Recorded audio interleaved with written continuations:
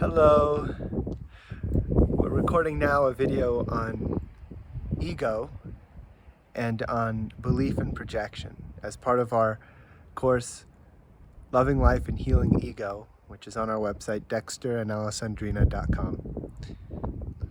So oftentimes we'll live in a reality where essentially the situations that we're in, the relationship dynamics that we're in, the way that we're experiencing ourselves and others it's transparent to us.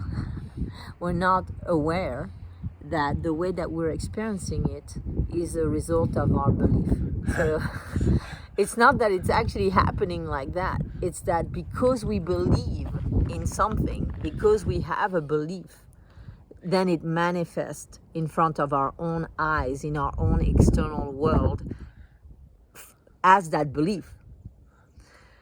For example, if 100 people go watch a movie, go watch a movie in a movie theater, and all of them at the end, if you interview them, would use different words and say different things and talk about, different moments and different things they liked and didn't like, and some people might think, oh, I found this character to be really rude and I didn't like him. Some people might say, oh, I loved that character. He was so smart and direct. And so everybody is going to be filtering and interpreting the movie, the experience of the movie, through their own ego, through their own projections, through their own beliefs and fears and judgments and expectations. And then when they talk about the movie, it's with someone else, they think that they're talking about the same movie. And are they? And that's life. So this is like an earth-shattering understanding that no one on this planet is having the same experience as you. There's no absolute reality. Perhaps until all ego has been completely dissolved and there's pure, loving, spiritually aligned consciousness, and that's all that remains. And that's why we have the Buddha and Christ and other wonderful spiritual teachers who have dissolved all ego. That's why they're able to demonstrate such pure consciousness and love, because they've dissolved all ego, all patterning, all tendencies, all fears, beliefs, expectations, and judgments. So that when they have an experience in relationship, they're not living in a story, in a drama. So why are we sharing this with you today? Exactly for that, so that you can actually free yourself from the drama of life and from believing your own self-created limitations about reality, and free yourself. So chicken or egg, which came first? Your experience of yourself and your reality, or a prior belief that was recorded, an interpretation that was made based on a situation that you interpreted, and then now that's being projected onto reality. I'll take an example. And we might demonstrate that visually too in the video with some graphics to help. So for instance, if someone says, I have no money, and they're experiencing that lack, that feeling of lack, is it really that they have no money? Or is it that an interpretation was made, whether it's in their childhood or if you believe in past life, in a past life, where they had this experience of lack, and now that experience of lack, it stayed with them. They contracted around it. They absorbed it and recorded it, stored it in their system, and now it's being projected onto their life experience, and of course it manifests. If you have a belief, if you're energetically resonating with a belief, with a certain reality, it's going to manifest. If you believe I have no money, then you're going to experience a life where most likely you will have no money. Not to say that that's true, just to say that you will revalidate that belief through your experiences. You will say, look, I have no money. There it is. That proves that I have no money, and you'll be looking for that. Just as if you were to spend a day looking for the color green, you would end up noticing a whole lot more green things compared to a day where you weren't doing that. If you carry a belief, if you put it in your bag, imagine that everyone's walking around with a big heavy bag over their shoulder of all their beliefs and memories and assumptions they've made from that. They end up seeing those, what's in their bag, a whole lot more often than everything else. And so that's our wonderful spiritual teacher John Jones created this model called Belief creation, reality. The Belief-based reality. Yes, a belief-based reality creation cycle or something like that, which basically is saying that whatever we fear or believe or expect or judge, we tend to notice that and see that even when it's not there. And therefore we experience it. And then because we experience it through that process of projecting it, now we revalidate it, and then there's more of it and more of it. And we make decisions in our lives as if it's true. So say that you believe that there was a monster in your closet. So you would make decisions as if that was true, right? So you might not ever open the closet. All of a sudden, you're living as if there's a monster in your closet. And so we do that with all of the things that we record from childhood, including like negative interactions if our parents punish us or get upset with us for being lighthearted and fun and they want us to be more serious, for example. We record that and we might end up being very serious in our lives and not experiencing a free sense of joy and happiness. And if our parents are tight on money growing up, we record that. And we then struggle to feel free and open regarding money and that money flows. If we record that if our parents fight a lot and we record, oh, that's what relationships are like, and we end up living those types of relationships. And all of that is stored in the ego. And so how many of these monsters might we have in our closet? and how wonderful to become aware of that dynamic of chicken or egg, where you can now begin to question every time you're experiencing something and you're believing that that is reality, to ask yourself, chicken or egg, is this situation a result of my belief or is it really happening? And allow yourself to get to the root of the belief that is creating that reality so that you can free yourself. Again, this is about finding solutions to the perceived problems that you experience in life so that you can love your life more. And when you really connect the dots that everything you experience is a result of the embodiment, right, the energy that you embody in yourself through your beliefs, then you can resolve it. You can find a solution to your problems instead of using the analytical mind to try to find solutions to problems that don't exist. In this way, by understanding what we're sharing now, you can become like a bit of a super person, meaning that what other people, the constraints and limitations that other people live with, you don't have to. Like most people, when their car gets scratched or they crash their car or they lose some money or they get hurt, they go into strong, or a bee flies onto them, they get into strong negative emotion. And they try to control the situation. And it, from fear and from reactivity. From their beliefs. It's possible for us to completely redesign how we respond to things and how we feel about things. And the only way that that's really possible is by becoming aware of how we have been reacting to things, and how that's tied to our ego. At least this is an excellent way. I wouldn't say it's the only way. Of course, there's other ways. The grace of spirit, for example, and if you ask spirit to help you in this process, to help you become aware of your ego, become aware of how are you projecting things. You might find that things that you're so sure about, that you're so sure that there's this problem in your life, there's this problem in your relationship, there's this and that's why you can't be happy right now. That's why you can't feel peace right now.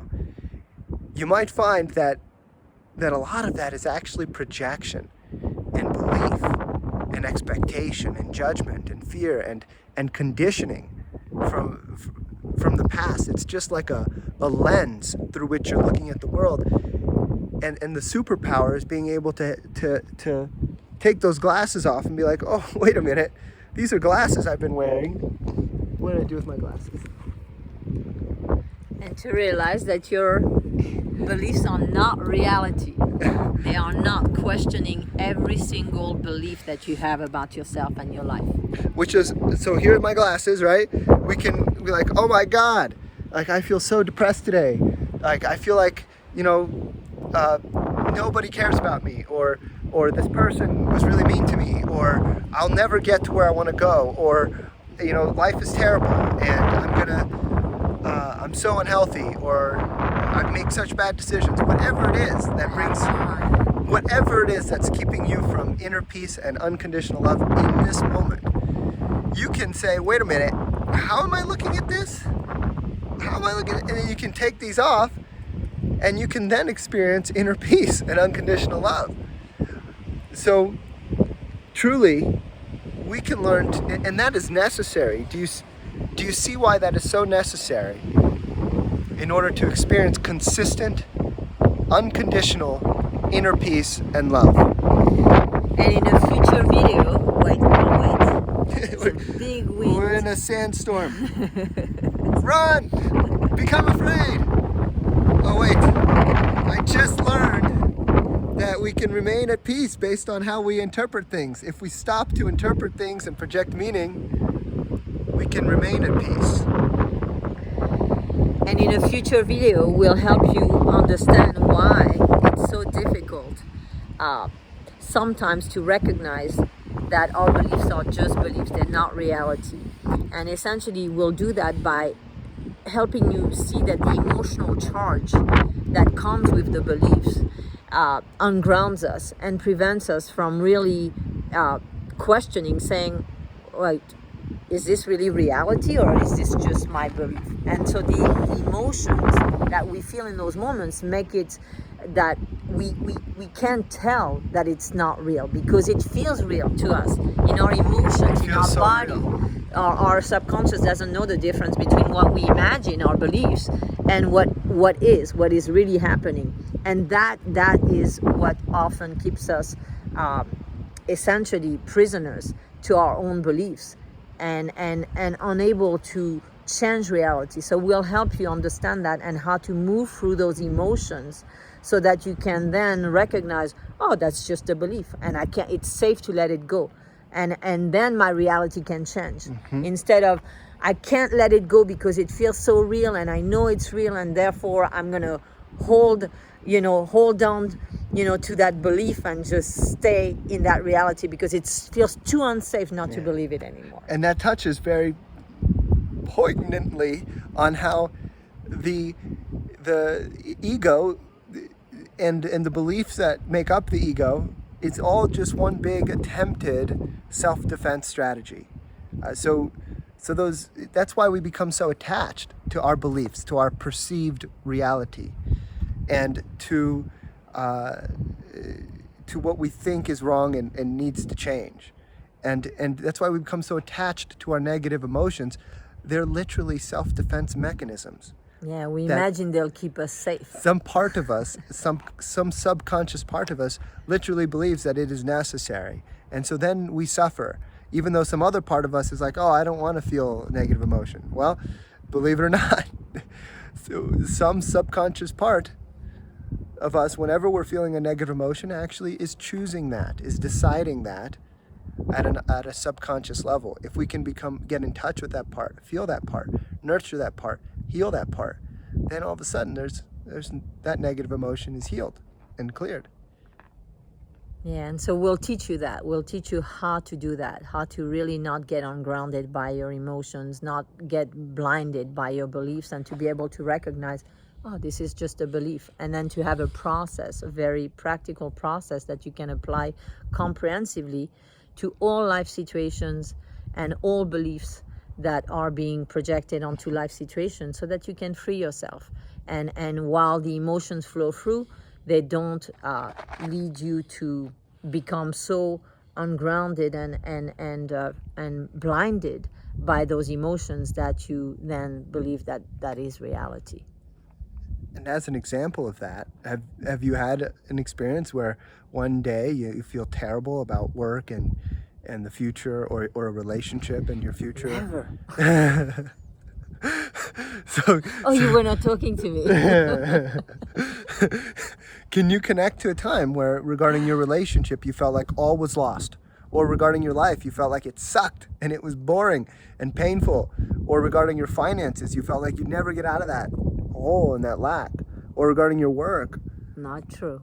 So, and then other times, like weeks later, or just a day later, or just later on in that day, maybe after you ate some food, really, where you actually felt totally different. You felt like, oh, I can work with this. Life will be okay. Work will be okay. My relationship will be okay.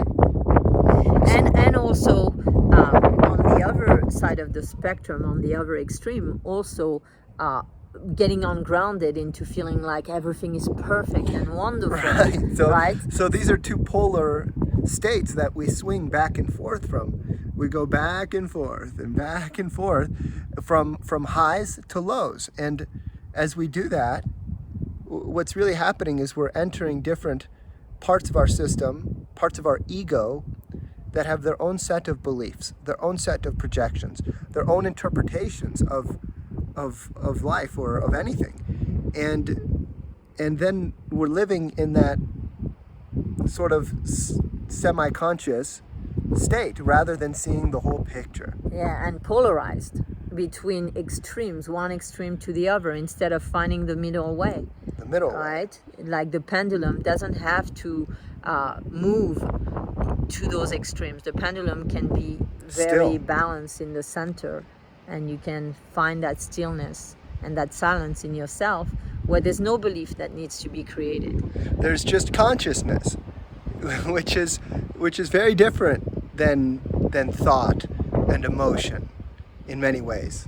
There can be love in consciousness, there can be joy in consciousness, and there's also silence, there's also stillness, there's balance, there's harmony. And that is by dissolving ego, by healing ego, we invite you to consciously to love your life, and just to love your life. And I want to give a moment here, love, and I'd like to add a few things. So it is, if you connect to how we swing back and forth sometimes from deep lows to big highs about the same topic. Like, we might feel really down about work one day, and then later on that day or the next day or the next week, we might feel really great about work. In both moments, we can ask ourselves, were we really seeing what was?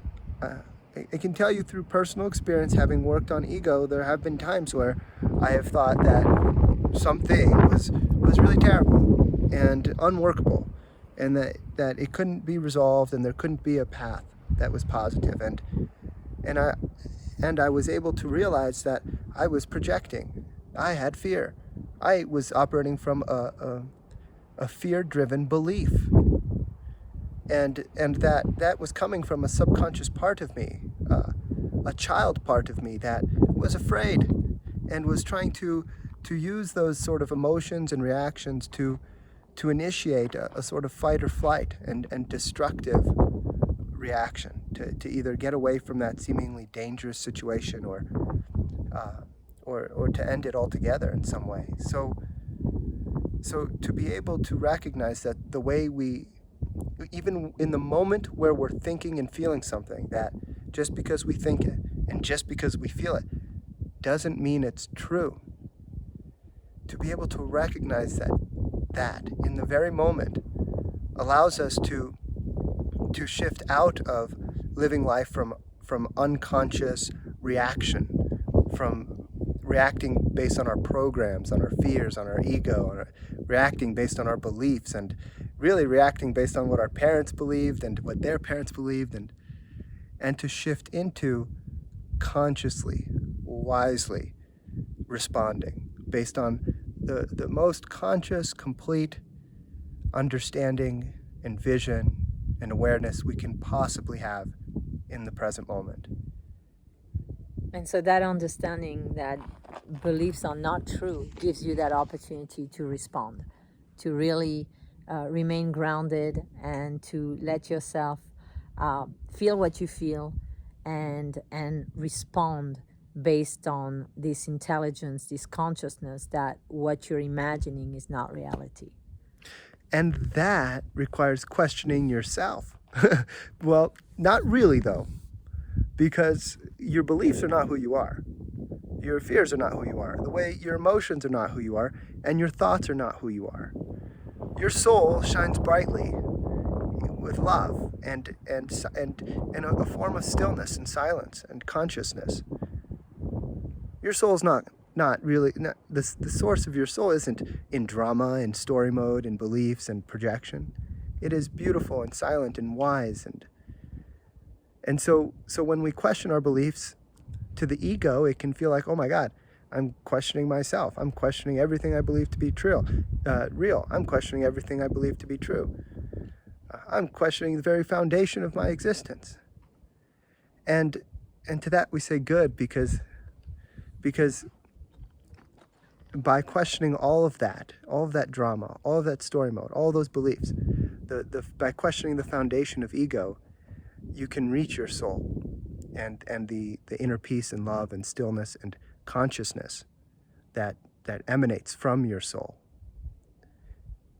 And then you can create the life you want and the reality you want. You can experience what you truly want in your soul and in your heart.